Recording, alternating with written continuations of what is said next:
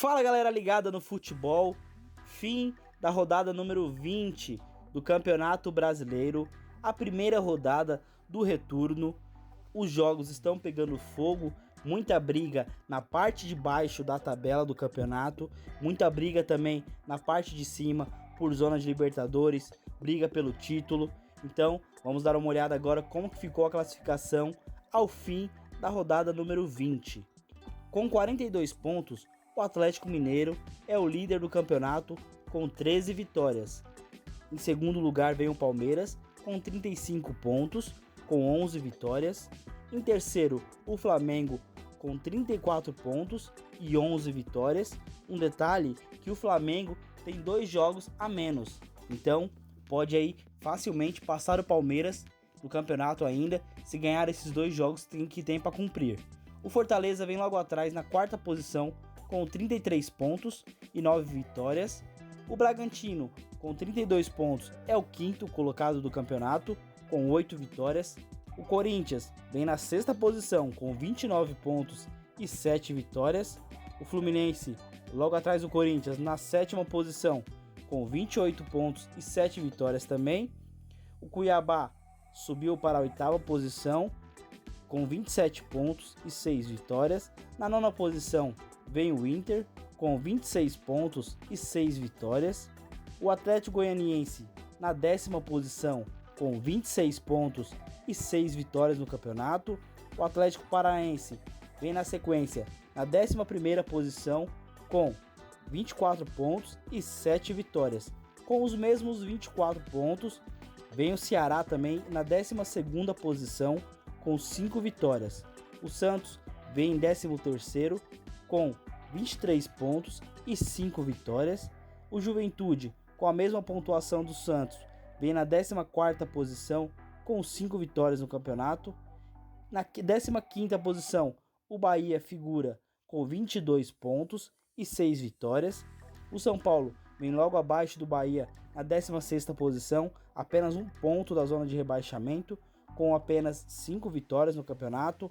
O América Mineiro é o primeiro time que abre a zona de rebaixamento, com 21 pontos e 5 vitórias. Com 19 pontos, o Grêmio, que ainda tem 2 jogos aí para cumprir no campeonato, 2 jogos a menos, tem 19 pontos, com 5 vitórias.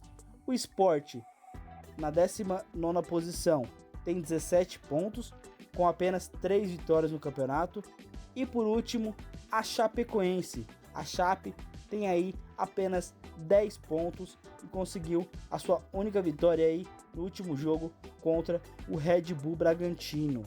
Falando um pouquinho dos jogos, foi uma rodada de jogos muito interessantes, porque tivemos algumas surpresas, muitos visitantes fazendo surpresa fora de casa. Então, o primeiro jogo foi do América contra o Atlético Paranaense. O América conseguiu uma vitória sobre o Atlético Paranaense por 2-0. O Atlético Paranaense vem na sua 6ª derrota seguida, vem muito mal o Atlético Paranaense. O próximo jogo foi do Juventude contra o Cuiabá. O Cuiabá conseguiu mais uma vitória muito importante fora de casa. Já tinha ganhado do Palmeiras no último jogo e agora consegue uma vitória sobre o Juventude, que é um concorrente direto aí, né, com o Cuiabá pela permanência na Série A. Então conseguiu uma vitória por 2-1 fora de casa.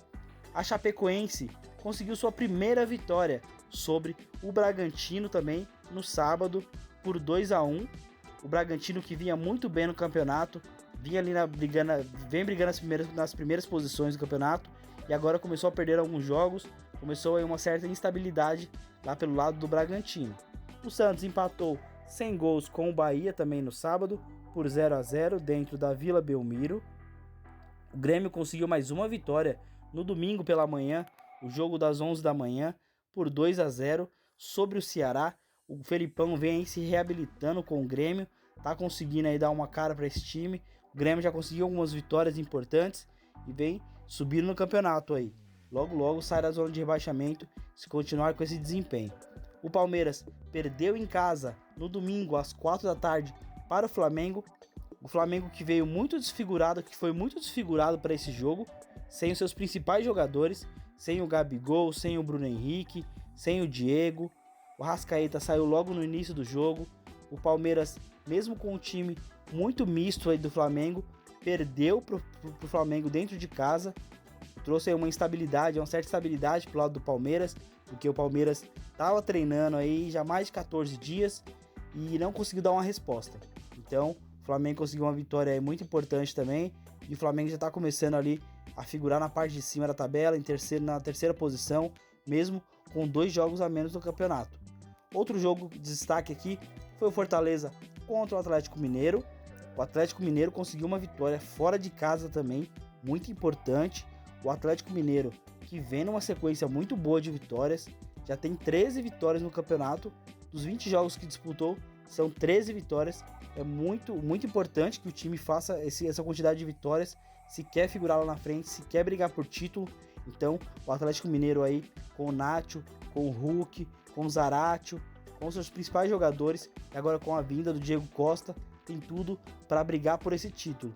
E vencer o Fortaleza, que vinha muito bem até pouco tempo, né? O Fortaleza vinha ganhando jogos aí muito difíceis, com o Vojvoda, que é um técnico que coloca o time para jogar para frente, tem uma proposta de jogo muito ofensiva. Então, o Fortaleza aí nesses últimos jogos criou uma certa instabilidade, começou a perder alguns jogos e perdeu para um time muito forte, que é o time do Atlético Mineiro. No domingo também, às 6h15 da tarde, teve o jogo do Atlético Goianiense contra o Corinthians, que foi um empate de 1-1. O Corinthians levou um gol do Atlético Goianiense lá perto dos 45 minutos do segundo tempo. Um jogo de muita polêmica, porque teve um gol aí que foi um caso de interpretação. Alguns dizem que o gol tava, que o jogador do Atlético Paranaense participou da jogada, estava impedido e o gol deveria ser anulado. Outros dizem que não. Então foi um jogo aí de muita polêmica e o Corinthians acabou ficando no empate contra o Atlético Goianiense. O jogo aqui do São Paulo contra o Fluminense fora de casa, um outro jogo difícil para o São Paulo. São Paulo perdeu por 2-1, um jogo também que o técnico de São Paulo novamente repetiu aquele feito da Libertadores de manter os jogadores melhores no banco, pensando aí provavelmente no jogo da próxima semana contra o Fortaleza pela Copa do Brasil, da próxima quarta-feira, na verdade, né, pela Copa do Brasil, e deixou lá principalmente o Rigoni, colocou o Rigoni para jogar apenas os 33 minutos do segundo tempo. O Rigoni sendo o melhor jogador de São Paulo, e entrou só no finalzinho do jogo, faltando 10 minutos, aí já não adiantava muita coisa, mas foi um jogo aí também cercado por polêmica, onde o Nino do Fluminense fez um pênalti em cima do Luciano de São Paulo, um jogo que aí muitos comentaristas falaram que esse pênalti deveria ser que o Nino deveria ser expulso por ter cometido esse pênalti, porque o Luciano faria o gol, ele acabou não sendo expulso, o juiz deu apenas o amarelo. Então o São Paulo acabou aí meio que sendo prejudicado nesse jogo por uma falha aí do árbitro e, no meu ver, também do VAR, que não chamou o árbitro para ver esse jogo.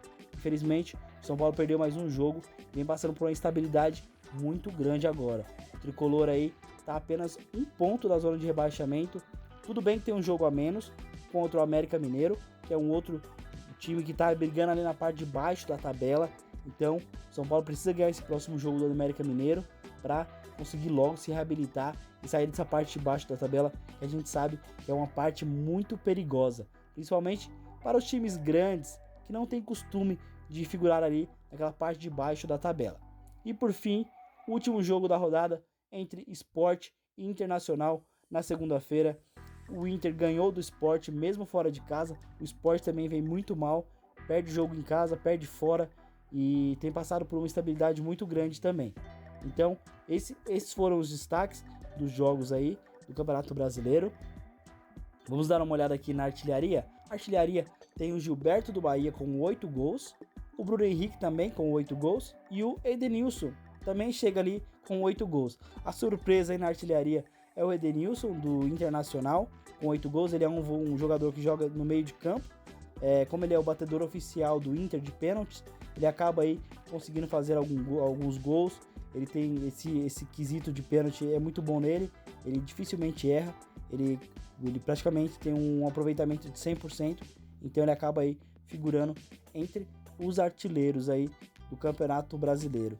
Agora, vamos falar um pouquinho da 21ª rodada, a próxima rodada do Campeonato Brasileiro, que começa já nesse próximo sábado, no dia 18/9. Temos aí um jogo, logo no sábado às 5 da tarde, entre Chapecoense e Palmeiras, na Arena Condá. Atlético Paranaense enfrenta o Juventude, também no sábado, às 6h45 da tarde. Às 7 da noite, o Atlético Mineiro, líder do campeonato, enfrenta o Sport.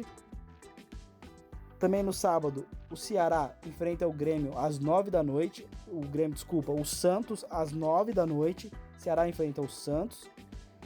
E no sábado também às 9, o Bahia enfrenta o Bragantino lá na Fonte Nova.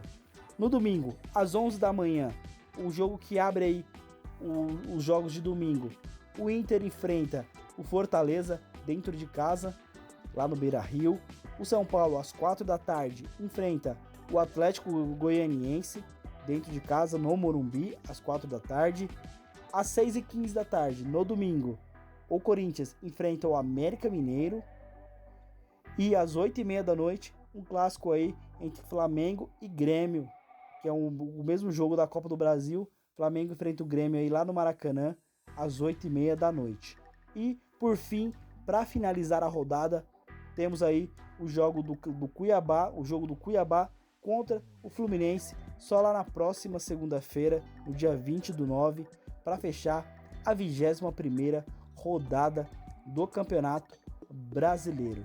Então, é isso, pessoal. Só trazer aqui um pouco do resumo do campeonato, um pouquinho da classificação dos próximos jogos. Se você gostou do vídeo aí, deixa um like, não deixa de comentar, falar aí o que você acha dos próximos jogos e como está o seu time, beleza? Um abraço e até a próxima rodada. Valeu, galera. Fui!